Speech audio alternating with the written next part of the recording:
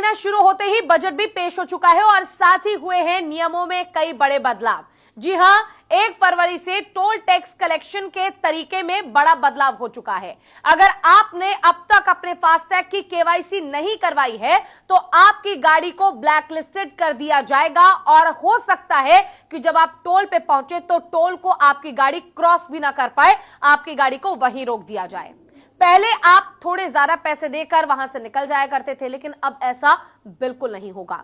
दूसरा बदलाव, cyber fraud को रोकने के लिए यूपीआई पेमेंट के नियम बदले गए हैं। अगर अब आप ज्यादा पैसों का लेन देन करते हैं तो आपसे डबल वेरिफिकेशन किया जाएगा। हो सकता है कि आपसे आपका डेट ऑफ बर्थ, आपकी मां का नाम या आपसे आपका कोई भी पर्सनल डिटेल सवाल के तौर पे पूछा जाएगा और जैसे ही आप वो जानकारी सही और सटीक भरेंगे तुरंत वो पेमेंट हो जाएगी। ये सिर्फ इसलिए किया गया है ताकि ये सुनिश्चित किया जा सके कि पेमेंट आप ही कर रहे हैं। तीसरा, गैस सिलेंडर की कीमतों में हर महीने बदलाव होता है, तो इस बार भी गैस सिलेंडर की कीमतों में बदलाव हुआ है और सिलेंडर महंगे हो गए हैं। चौथा, तंबाकू, सिगरेट, गुटखा खाते हैं तो इन चीजों के महंगे होने का असर आपके जेब पर पड़ सकता है, क्योंकि इन चीजों पर सरकार ने टैक्स बढ़ा दिया है और आगे और ज्यादा बढ़ने वाला है।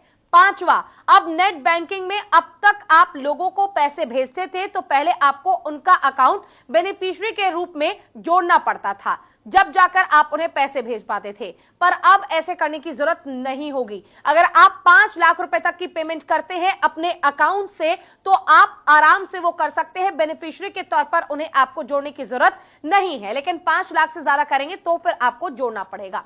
छठा, अगर आप मारुति की गाड़ी खरीदने की प्लानिंग कर रहे हैं तो आपके लिए बैड न्यूज है, क्योंकि मारुति ने अपनी गाड़ियों के दाम यानी कि कीमत को बढ़ा दिया है और अब आपको मारुति की कोई भी गाड़ी खरीदना महंगा पड़ सकता है।